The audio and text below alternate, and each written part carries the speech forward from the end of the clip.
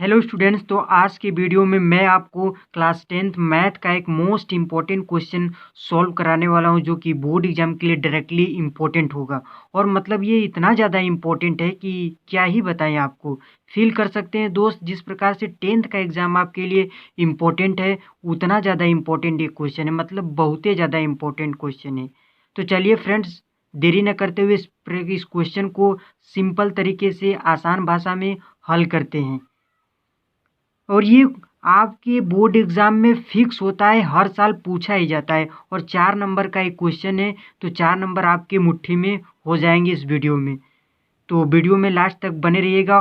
और ये क्वेश्चन आपका सिद्ध करने वाला है कि सिद्ध कीजिए कि √5 एक अपरिमेय संख्या है। और काफ़ी ये ट्रेंडिंग वायरल क्वेश्चन है। और यदि हो सकता है कि आपके एग्जाम में √5 न देकर कोई और संख्या दे दे, तो फिर भी दोस्त आपको घबराना नहीं है। जो मेथड मैं इसके लिए बताऊंगा वही उसके लिए भी आपको फॉलो करना है, ठीक ना। तो √5 एक अपरिमेय संख्या है, इसको आपको प्रूव करना है। तो जो चीज़ आपको प्रूव करना है उसके ठीक अपोजिट अर्थात उल्टा हम मान लेंगे। तो मानेंगे कि माना √5 एक परिमेय संख्या है।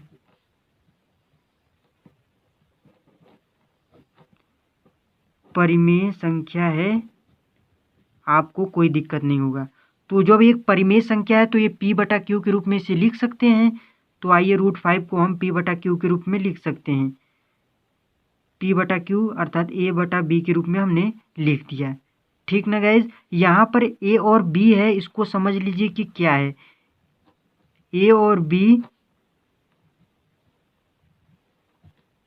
सअभाज्य संख्याएं हैं। सअभाज्य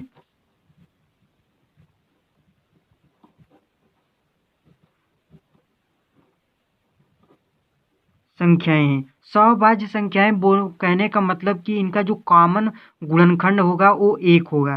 कॉमन गुणनखंड मतलब उभयनिष्ठ जो गुणनखंड होगा इनका, इन दोनों संख्याओं का एक ही होगा, ठीक ना दोस्त। अर्थात शॉर्टकट में बोले तो इन दोनों संख्याओं का जो मसा होगा HCF वो कितना होगा, 1 होगा।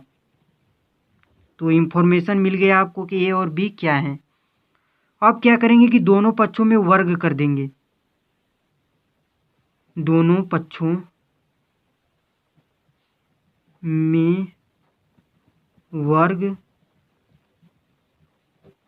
करने पर, तो वर्ग करेंगे तो इधर हो जाएगा √5 का स्क्वायर, इधर हो जाएगा a/b का स्क्वायर, ठीक ना दोस्त।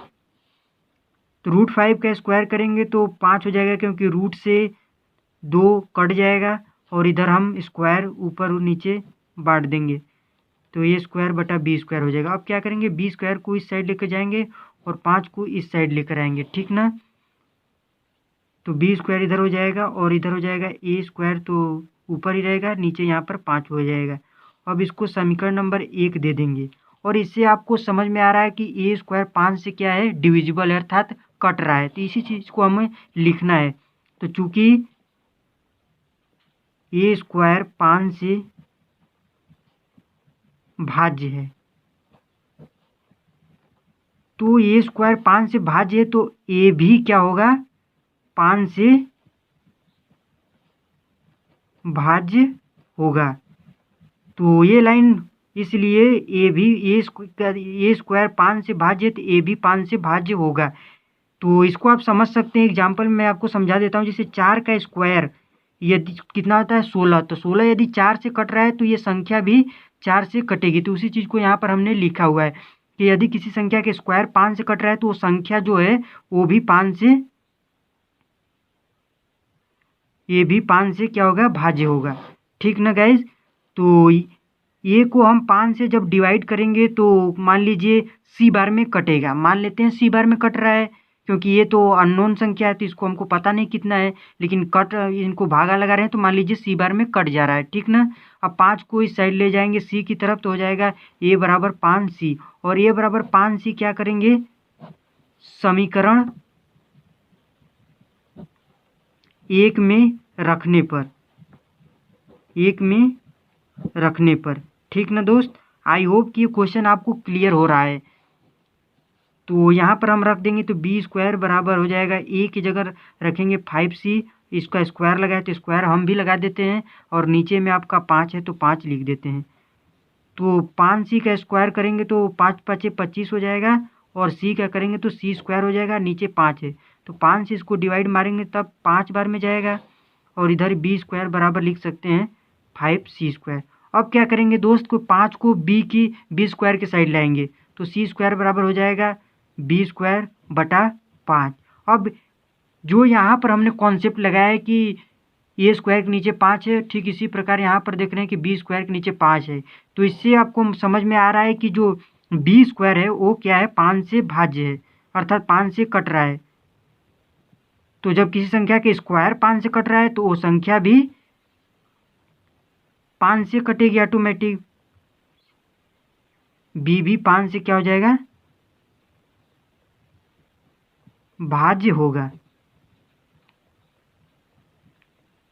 फिर से मैं रिपीट कर देता हूँ कि कोई संख्या का स्क्वायर यदि 5 से कट रहा है तो संख्या भी खुद क्या करेगी, 5 से कटेगी। इसलिए तो आप इसको समीकरण नंबर 2 दे देते हैं, ठीक ना। तो समीकरण 1 और 2 से आपको समझ में आ रहा है कि जो ए और बी संख्याएं हैं उनका जो कॉमन गुणनखंड है 1 के अलावा 5 भी है। तो यहाँ पर यही चीज़ को हम लिखेंगे यहाँ पर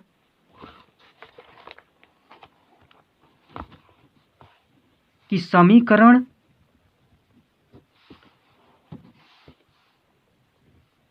1 व 2 से स्पष्ट है कि ए और बी संख्याएं 5 से भाज्य हैं, लेकिन ए और बी तो हमारा क्या है, सभाज्य संख्या है, लेकिन ए और बी सभाज्य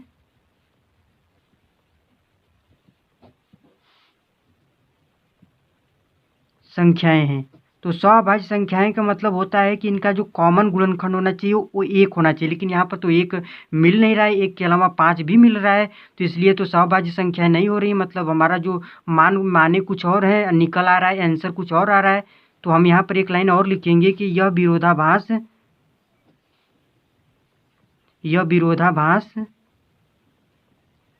हमारे गलत कल्पना के कारण हुआ है, अर्थात जो हमने माना है सबसे पहले कि और भी सभाज्य संख्याएं वो गलत माना है। यह विरोधाभास गलत कल्पना के कारण प्राप्त हुआ है। अतः हमारा जो क्या है, जो हमने माना है कि √5 एक परिमेय संख्या है वो गलत है, अर्थात √5 एक क्या है, परिमेय संख्या, क्योंकि परिमेय मानकर कर रहे हैं तो हमारा जो आ रहा है वो गलत आ रहा है आंसर, तो इसलिए √5 एक अपरिमेय संख्या है, अपरिमेय संख्या है। तो दोस्त यदि इस तरह से इसका सलूशन आप करते हैं तो आपके पूरे नंबर कहीं नहीं गए हैं, पूरे नंबर आपको मिलने वाले हैं एग्जामिनर के चेक करने पर। तो गाइज इस वीडियो में इतना ही, मिलते हैं नेक्स्ट वीडियो में। Thanks for watching video, love you.